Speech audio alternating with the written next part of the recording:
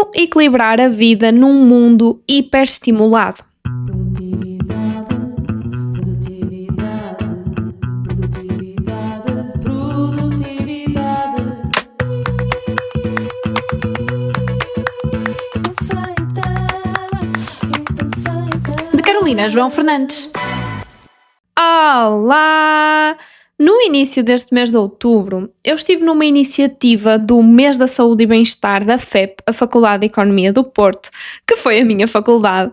E então eu fui convidada para participar nesta mesa redonda dentro desta iniciativa. Partilhei esta mesa com a Marta Almeida, que é psicóloga, também já foi ao clube, também com a professora Teresa Silveira e com a psicóloga Helena Val a moderar, que foi quem também me fez este convite. A conversa foi sobre a hiperestimulação que se vive hoje em dia. A verdade é que, embora o principal objetivo da sessão era ajudar os estudantes a melhorarem a sua vida académica e depois também profissional, mas a verdade é que este tema dá para qualquer pessoa. Aliás, também estavam alguns professores a ouvir. Hoje em dia nós vivemos numa era de excesso de informação, de estímulos, de expectativas, e é por isso que nós estamos hiperestimulados, quase como se o nosso cérebro, o nosso corpo não estivesse habituado a esta intensidade. E a verdade então é que a culpa não é bem nossa que isto esteja a acontecer, mas se não fizermos nada, vamos sentir as consequências. E é por isso que é tão urgente falar sobre isto, é por isso que no meu conceito de produtividade, a produtividade imperfeita, contém o bem-estar. Portanto, o bem-estar é um dos pilares da produtividade imperfeita, do meu método.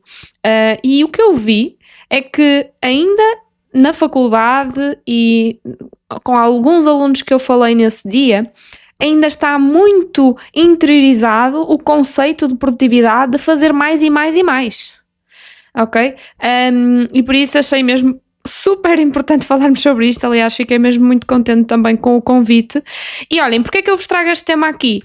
Porque partilhei no Instagram na altura que ia, no LinkedIn também, e algumas pessoas disseram-me que gostariam de saber mais sobre aquilo que foi a sessão. Portanto, eu vou trazer assim alguns pontos relevantes da conversa, de forma assim bem resumida, daquilo que eu então apreendi daquilo que foi a conversa e também daquilo que conversei com alguns alunos, até porque eu tenho a experiência como aluna há 10 anos. Oh meu Deus, eu entrei na faculdade há mais de 10 anos. 11 anos. Meu Deus! Então, olhem, o primeiro ponto que queria falar aqui é que, na verdade, as 3 convidadas estavam super alinhadas neste sentido e achei curioso, porque não estávamos à espera disso, mas o autoconhecimento esteve no centro de muitas conversas, de muitas discussões. Ou seja, estávamos a falar de vários tópicos, mas acabávamos por chegar à conclusão de que se os alunos, se os professores, se as pessoas no geral tiverem mais conhecimento, refletirem sobre si, sobre aquilo que querem, sobre as intenções, isso vai melhorar muita coisa, ok? E que o autoconhecimento é então essencial neste mundo hiperestimulado. Se o autoconhecimento já podia ser bom de uma forma geral, quando nós vivemos numa época de excesso de tudo, se nós não nos conhecermos, vamos querer fazer tudo e isso não é possível. Portanto, é humanamente impossível fazer tudo o que existe, é humanamente impossível ler tudo o que existe, e por isso, se nós não nos conhecermos, vai ser muito mais difícil então fazer escolhas. E neste mundo hiperestimulado nós temos de fazer escolhas, porque senão vamos sempre achar que estamos em falta com alguma coisa. E por isso, perceber o que cada um valoriza, perceber o que distrai mais a cada um, porque também é diferente, o que é que está a hiperestimular aquele aluno em específico, o que é que preocupa mais aquele aluno, qual excesso é que está a prejudicar esse aluno naquele momento. Eu até falei um bocadinho do journaling, que foi através dessa ferramenta que eu iniciei mais este autoconhecimento, que fui mais a fundo no autoconhecimento. Aliás, eu digo que se não tivesse escrito tanto, se não tivesse procurado tanto perceber-me melhor e perceber o que é que eu queria, nunca na vida tinha feito esta mudança profissional. Depois, o segundo ponto tem a ver com gerir o tempo e a energia. Aliás, mais do que o tempo, gerir a nossa energia. Falamos que pode existir equilíbrio neste mundo hiperestimulado mas que não significa que o equilíbrio seja sempre de igual percentagem. Há momentos, por exemplo, a nível académico, que a pessoa vai estar mais focada nos estudos, outra altura que vai estar mais focada no lazer, e que é normal isso.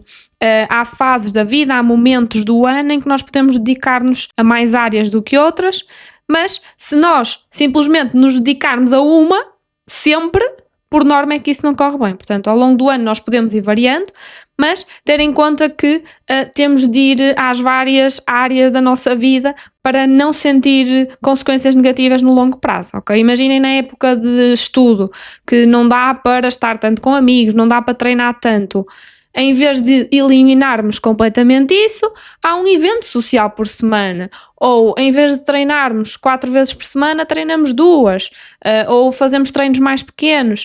Ou seja, aqui é uma questão então de equilíbrio. Portanto, nunca vai estar sempre tudo igual, mas que é possível na mesma, num mundo hiperestimulado, nós conseguirmos aqui algum equilíbrio.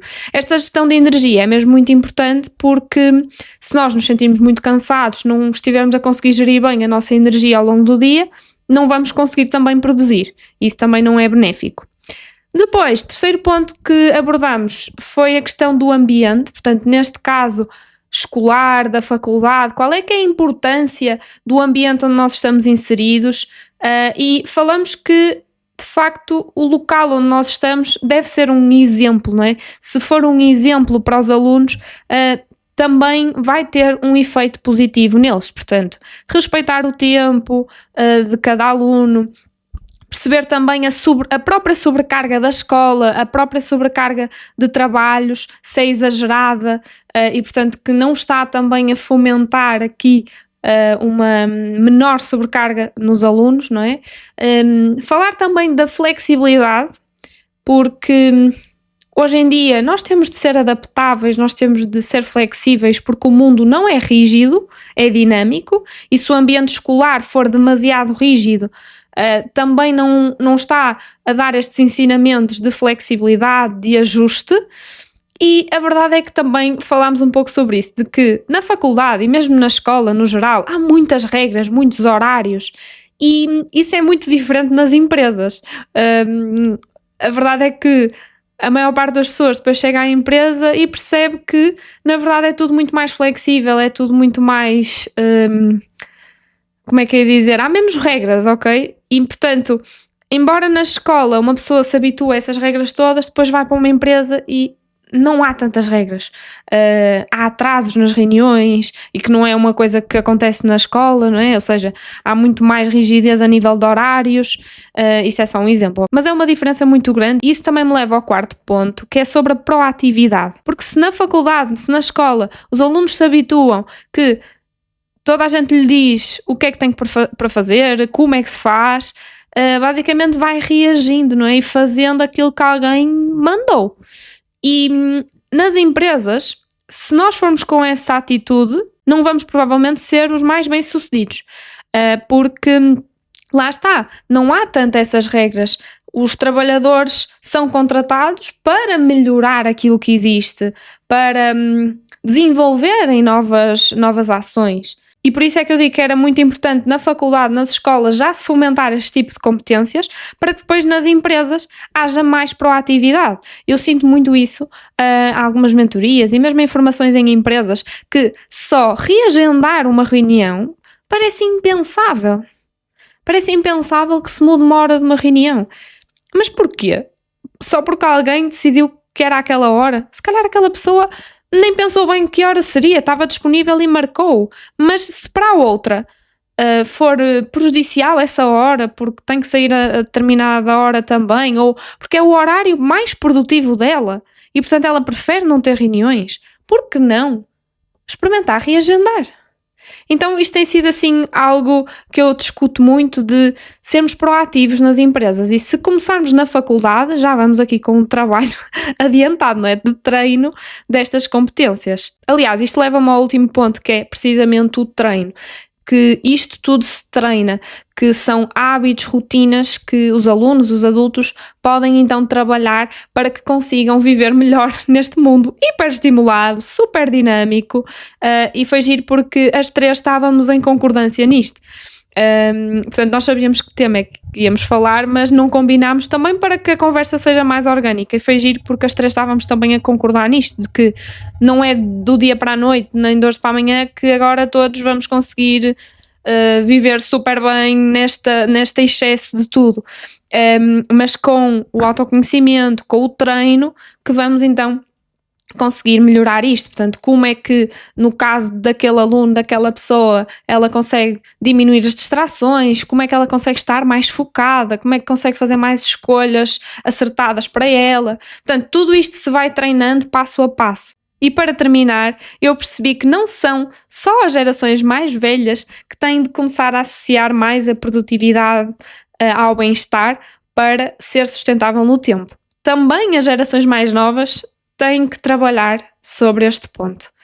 Por isso, olhem, neste mundo hiperestimulado, o foco, o planeamento, a organização não podiam ser mais precisas neste mundo, mas tudo tem que estar alinhado com quem nós somos, e por isso é que não há fórmulas mágicas de organização. Há sim muitas estratégias, boas práticas, e o meu trabalho também no clube e com os alunos é mesmo de cada um perceber qual é que é a sua maneira, o seu sistema ideal de organização, de produtividade naquela altura e naquele contexto, porque as coisas vão mudando e nós vamos então também adaptando àquilo que faz sentido. Espero que tenhas gostado desta reflexão, partilha comigo também o que é que achaste, e já sabes, não precisa de ser perfeito, mas vai valer a pena. Obrigada por estares aqui, até já!